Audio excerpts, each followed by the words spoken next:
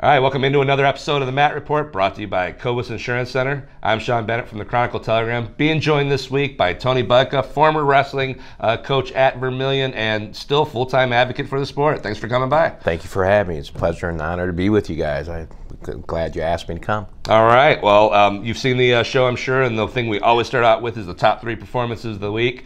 And we're going to start out with a big one this week. It's probably our first female top performance all time for the show, and that's Riley Banyas, a freshman from Elyria. Went down to the inaugural girls' state tournament at Hilliard-Davidson this weekend. Went 3-1 with a pair of pins. Finished as the 101-pound state runner-up. More important, obviously, though, than just that great finish, making it to the state final and all that. It was what she did to kind of push the sport of girls wrestling forward. Oh, absolutely. Like you said, we talked about, there's so much going on with girls wrestling right now, and the sport is growing rapidly, more and more for girls. We got a lot of girls in our area, a lot of girls going on. Like I said, Firelands, there's an Emily Shoup that's in the middle school that she's done really well. She was one of my biddy programs when I coached. And other girls in the area that are doing, and some girls in the college area, from in Tiffin. Mm-hmm. But I'm so excited that the girls' sport of wrestling is coming along as it has. Yeah, and wrestling is one of those sports that's always looking for growth, and I can't figure out a better way to grow a sport than inviting half the world's population to come in and join in. So, like I said, better than anything that Riley did on the mat, it was just the fact that I said it was kind of a female-driven weekend. Heather Beck, the athletic director at Elyria, gave the green light for those coaches and Riley to go down, get hotel rooms, all those expenses. Our managing editor, Julie Wallace, heard about this girls tournament and immediately greenlit a photographer, myself, to go down and cover it. So it's just kind of a really nice thing that girls across Northeast Ohio, between our coverage, other newspapers and media outlets' coverages, television story that went out last weekend, these girls are kind of like cocking their head and lifting that eyebrow and like, what is this? What's going on? This looks pretty cool. It looks like something I can be part of in the future. Absolutely, and I'll tell you what, you're seeing. Like I said, you're seeing our sports kind of took a little dive in numbers a little bit, but now you're starting to see the numbers come back up, and now the girls are starting to get involved, and you're seeing more and more girls wrestling, more with guys and stuff. And now I'm excited to see them venture off in their own little separate way, so they can compete at their weight and stuff at an equal level. But I think it's awesome. Right on. I'm so excited about it. Yeah. And what she did was phenomenal. Yeah, great weekend. Our other top 2 performances are from the Southwestern Conference tournament that was held out at North Olmsted on Saturday. We're going to start with Zach Gill of Midview. Zach went 3-0 with a pair of major decisions to win the 152-pound championship at the SWC. He was the number 3 seed. He started off by beating Berea Mid-Park Spencer Reardon 8-0 in the quarterfinals, then beat number 2 seed Matt Bowen of Lakewood 12-3 in the semifinals. Then finally, in the final, had a late reversal in the final seconds to win 7-6 over the number 1 seed Brandon Burkhardt of Olmsted Falls. Obviously, always a great story when the underdog comes through with a couple of big wins, a dominating win over a guy who was seeded higher than him in the semifinals, and having a great senior season, and that's obviously given him a lot of momentum going into sectionals. Oh, absolutely. This is the time of year we wait for in wrestling. This is an exciting time. This week starts sectionals, district, state. And with sectionals, you're 0-0. I don't care what anybody tells you. Mm-hmm. We start off. We've seen it time and time again where wrestlers have come in there with a 52-0 record and come out there with 52-2 record. So I tell you what, it's an exciting time, and this gentleman had knocked off some previously nice seed wrestlers. Did a heck of a job. Our last one is Jordan Greer of Avon. I'm sure you've heard of him. Greer went 3-0 with 3 pins, just dominated his way to his 2nd straight SWC title at 195 pounds. Pinned North Olmsted's Kareem Silma in 51 seconds in the quarterfinals.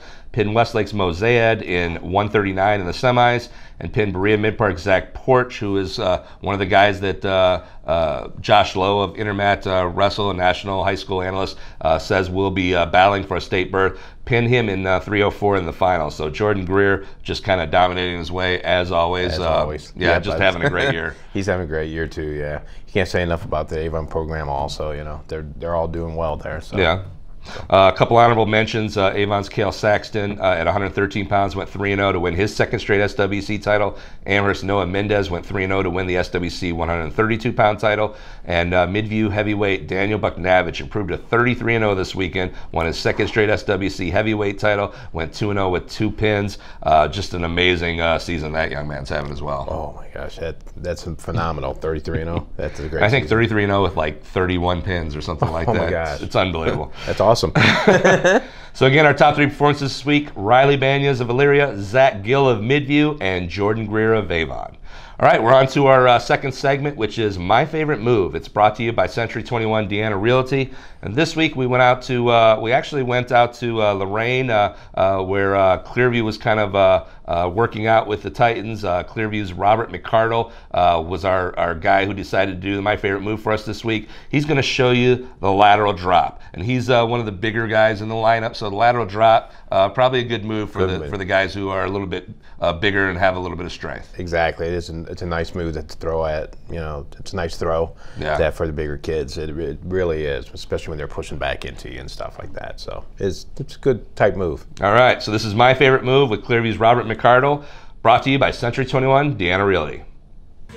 Hi, my name is Robert McCardle. I'm a senior captain at Clearview High School. My favorite takedown is a lateral drop.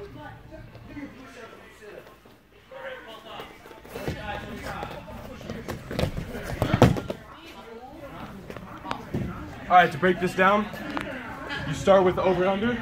Here, underhook with the right hand, overhook with the left. We have our right foot down the middle, and here, we're starting with a spiral. We'll push in, not enough to get thrown back. Here, I'm making the move, making a step.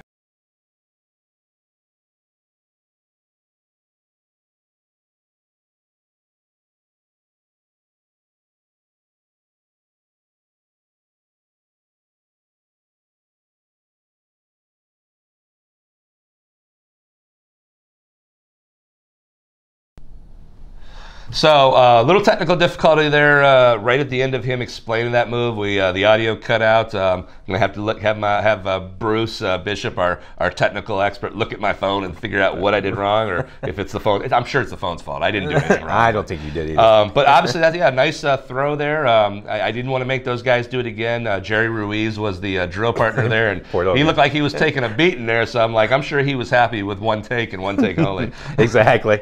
But he did a nice job with it. So yeah. He demonstrated it very well. It's an exciting move when it's pulled off in actual competition. You ever see that every now and again, and you're like, the whole crowd kind of goes, ooh. Exactly. Okay, so again, appreciate Clearview and Robert McCardle for doing that. That was My Favorite Move, brought to you by Century 21 Deanna Realty. All right, our third segment, we're going to kind of do a little quick sectional preview. That's coming up this weekend. We're here. Postseason is here. Like you said, everybody's 0-0 again. So let's start off with the big one in the county. That's going to be at Midview, a brand new sectional. All our local teams are there, and most importantly, Elyria and St. Edwards are split apart. It hasn't happened since, I think, 4 years ago, 2017, when they sent Elyria out to Toledo Weight. Yeah, and they won their first sectional since like the 1970s or something like that. And, so they're going to be the heavy favorite to win their second sectional in the last 4 years. So out at Midview, we have Lorain, Elyria, Avon Lake, Amherst, Midview, and North Ridgeville as local teams. Should be some great action. Some of the top matchups as far as state-ranked wrestlers. Elyria's Colin Noel, 5th in the state, versus Avon's Ty Doherty, who's 16th in the state at 106 pounds. You got Elyria's Peyton Fenton, who's 3rd in the state ranking, against Avon's Cale Sexton, who's 10th at 113. Elyria's Mick Burnett's number 1 in the state against Avon Lake's John Perry, who's 15 in the state at 138 pounds. Avon's Jordan Greer, well, these names are sounding familiar. Exactly. 3rd in the state versus Elyria's Ben Dorr, who's ranked 10th in the state at 195. That should be a great matchup. Midview's Daniel Buknavich, 3rd in the state versus Fremont Ross's Ethan Green, 9th in the state versus Avon's Mason Bingham, 16th in the state. So we got 3 state-ranked wrestlers in that heavyweight class. Fremont Ross and Toledo St. John's Jesuit are the 2 Northwest schools that are joining this sectional, besides all the local schools. But yeah, some good matchups. Oh my gosh, that's a little mini meat grinder also. Yeah, you know, meat grinder before the district. Yeah. And then when they go to they join up with Perrysburg with St. Edward and all those teams, because St. Ed's and Elyria are probably considered the top 2 teams in the state, and they're all going to be at the same district. It's going to be crazy. Yeah, it's crazy. Exactly. So obviously, if you're in Lorain County, Midview's the place to be this Saturday. I mean, you're going to see some decent wrestling and see some of these guys that are potentially going to be battling for state championships in action. So try to get out there. Our other locals, Division II, are going to be at Bay, Firelands, Brookside, Clearview, and Keystone. Vermilion actually is in the Northwest sectional at Sandusky, which still wrestles Friday and Saturday, 2-day event. All the Northeast are 1-day events. Some of the top matchups at Bay will be Buckeyes Logan Cravatis, who's ranked 7th in the state, versus Firelands Ruben Pino Lorenzano, that freshman who's 14th in the state, 106 pounds, and Bay's Mason Cover is ranked 13th in the state versus Keystone's Nick Hickman, who's 14th in the state at 182 pounds, 13 and 14, one next to each other. So you're already expecting a big battle. But according to Josh Lowe's rankings, these guys are the 4th and 5th best wrestlers at the Norwalk District Tournament, which means this could be a battle to see who goes to state. One of those guys might be sitting at home, one might be going to state. Oh, I know, and that's going to be an exciting match to watch. Yeah. Especially from this area, Yeah. Bay is almost like right there on the border, so yeah. Right. And obviously, everybody kind of watched Mason's older brother last year really do some great things, and Mason himself has been doing some great things during his career. So exactly. Division III, Independence, we have Black River, Wellington, Oberlin, and Columbia. No state-ranked matchups there, but always decent wrestling, and we usually get a ton of guys in through the districts. There are sometimes the lineups aren't full, so you kind of get guys through, so it's interesting to see how many guys, numbers-wise, they'll get in and see what they can do from there, because once you're in the district, 2-3 wins, and boom, you find yourself down in Columbus. Exactly. Well, as we was at the Lorain County 8 a couple weeks ago. Yeah. You've seen Wellington, you've seen Firelands and all them there, but you got Wellington and Oberlin and Columbia have some decent wrestlers. Coach Waters at Wellington, Bill Waters, he's doing a fantastic job coming in for a legend in the sport. Yeah. In our area, John Sedlick. Yeah. But he's doing a great job with numbers and bringing numbers back up for them, and you've seen some great wrestling at that conference too. Yeah. But a lot of them guys are at this Division III sectional. Yeah, John Sedlick, I tell you, he's amazing. I saw him at the Cobus Insurance Center. He's still down on the mats with those young kids, working them over. I go out to film a favorite move segment a few weeks ago at Avon Lake, and he's in full shorts, t-shirt, working up a sweat. He doesn't mess around. He's still down there getting it done. He still does. He does better than I do. I'm a lot younger, but I tell you what, he does. He gets at it, and God bless him for it, All right, we're on to our final segment, which each week we kind of just have an informal chat with our guest co-host. So we're going to just kind of talk with Tony about some, his history with wrestling. Let's start there. What are your earliest memories of wrestling, as a competitor? How did you get into the sport? What did it look like? Back when I first got into it, I actually got into it when Coach Paul Bucky was at Vermilion High School. Okay. As you know, if you go look at Vermilion's wall, most of our state-ranked wrestlers and our first state champion and everything came from Coach Paul Bucky. A lot of state qualifiers, a lot of state placers because of him. And then, I was only a little kid, and my sister, that's when they used to have wrestling cheerleaders back then, and my sister used to babysit me after school, and I used to go walk over to the school. And cheerleaders during dual meets? During dual meets. Oh, that'd be cool. It was. They need to bring that back. That'd be fun. They do. I think they need to bring more dual meets back myself too, to make our sport more entertaining. But they used to have wrestling cheerleaders back then, and when they did, my sister took me over there, and next thing you know, he's having me on the mat, and he's rubbing his armpit in my face and stuff. I didn't find that funny at that time, but you know what? It got me where a point where, hey, I really like this sport, and I got involved in it. And next thing you know, I started wrestling from there on. From little kid all the way up until high school and graduated at Vermilion. What are some of your kind of like career highlights as a competitor? Well, sectional champ. Then I was supposed to go, districts, and I ended up having to get my appendix out. So, you're ranked at that time in the state. Back then, as the Brian Brankman report, you're ranked 8th in the state, and you're sitting there going, "Gosh darn it!" Shoulda, coulda, woulda. But you know what? Hey, moved on from there and learned a lot from it, and life lessons from it. And I'm glad that I am where I'm at right now, and then end up going back to able to coach. Yeah. You know, so. Well, yeah, I was going to ask you about that. You obviously then become a coach. And at your alma mater, which has got to be super cool. How did that kind of all transpire? Well, how I started off back in 1989 when Marv Hishmay was at Clearview. Mm-hmm. I was coaching Little League football at the time, and he'd see me with a bunch of wrestling shirts on all the time, you know. And he asked me if I'd come over and help him coach, and I said sure. And I was at Clearview for 13 years as an assistant and as a head coach at Clearview. And then next thing you know, an opportunity came for Vermilion for me to be an assistant at Vermilion. I wanted to go back to my alma mater, because that's where I started.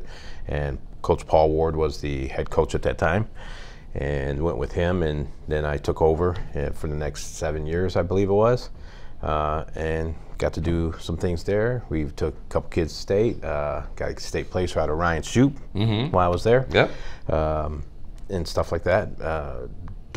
We had some great bidding numbers at that time, you know, and Coach Gilbert and Coach Howe are doing great things with our program right now, and they're really building it up. You see what they're doing down there with Coach Johnny German doing our biddies now. We're seeing things expand down there. I like what I'm seeing. Yeah. You guys had one of the big holiday tournaments. I know that was going when you were the coach. That was I remember coming, and that was one of the great tournaments to cover. Oh yeah, we used to have that even before I even started coaching. We had that holiday tournament going on for years. It used to be a 16-man bracket. Yeah. Back in the day when I was there. Right. With I do remember. Yeah. Yeah. And they've switched it to dual team format now, but yeah, I do remember Vince Villanucci and Gary Huff. You know, they were back in my day. That tells you how old we are. But they used to do, they were phenomenal wrestlers at that time too, but during that 16. But when we switched to that dual format, it was really awesome. And obviously, one of the career coaching highlights had to be coaching your son Anthony. I remember writing about Anthony and what a great wrestler. You know, I know you said he went on to serve in the U.S. Army, which obviously right near my heart there. Absolutely. And, just talk about that, getting to coach your son. I mean, it's something that you see kind of often that coaches do get to coach their sons, but it's never something that gets old. It's nothing that ever gets old, exactly. It's something that you don't get very often as somebody like me, not being a school teacher, get to be a head coach, you know. I was excited, I'm very excited to coach my own kid. It's something that it's hard to hold your emotions back as a coach, you know, but you have to, so you don't think I'm trying to think of the word here, but you're giving more favoritism to somebody else than to your own kid, you know. But you know, there's good things about it and there's bad things. The good things about it is yeah, you get to coach your son, you get to be there, you get to watch it, you get to teach it, you get to do everything. The bad part is you don't get to sit back as that dad in the stands and watch and really enjoy it. Right. That's just my opinion. But I think when they're out of school, like I had, you know, since they're out of school, I didn't think about that until after we went out and graduated. Right. But to see the accomplishments that my son did on his own and did stuff, and I got to give a lot of kudos to Ron Burnett and Eric and Scotty Burnett, because they really got him going, because I used to take him to the barn with Ron when he was a little dude, when he was a little boy. You know? And Ron did amazing things with him. I can't say enough great things about that whole family, as you've said before, you know. You know, but it was an honor just to watch my own kid, you know, and see what he's accomplished, and see our record board at the school, what he's accomplished on that record board. Well, obviously you eventually kind of stepped away from coaching, but not from the sport of wrestling. You've been an advocate ever since, you know, pretty much, I've seen you pretty much at events. You're doing this. I know you did some radio work, and I saw you 2 weeks ago. We mentioned that Lorain County League, that inaugural tournament. You were belting out the national anthem. I didn't know you had those pipes. It was amazing. It was a great. They really did a great job with the lighting, and they had the flag up, and they had you kind of solo in the spotlight with the flag there. It was a beautiful picture. And then obviously one of the more recent things was you kind of felt like you needed to kind of help out a wrestling family in need. Recently, we've kind of talked about. I kind of let you, take the mic here and kind of talk about this situation. Yeah. Well, going back to Lorain County, seeing national, that Bill Waters called and asked me if I'd do that, and that was a huge honor. Awesome. Yeah, it was cool. And you sent me a picture of it, which I thought I was on the mat, and it's just a great shot. It was a great shot with the picture being in the background. We'll put that up on the thing here. I'll make sure I'll get that to Bruce so he can put it up on. But it was really cool, and it was a great moment. And again, always, any time to sing our national anthem is an honor and a privilege.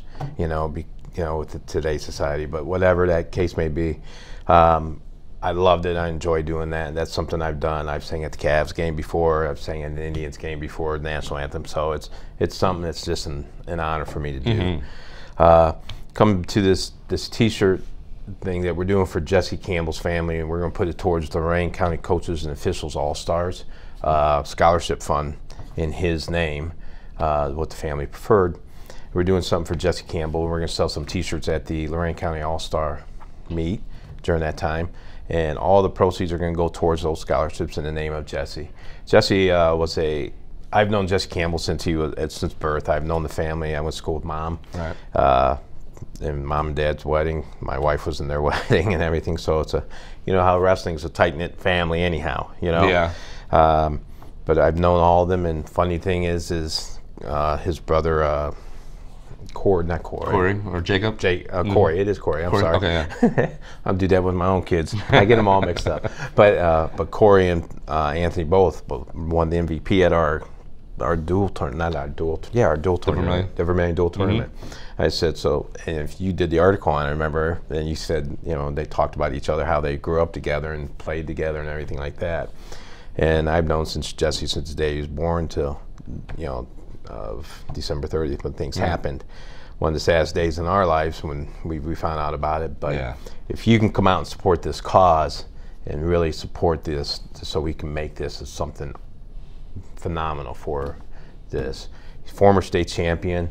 He beat Cameron Wade for the state championship. I'll never forget it. And if you see the picture, that you'll see where it's at the actual state picture where he won the state championship. So it's pretty phenomenal. For the design on the T-shirt. Yep. Yeah, that's a great design.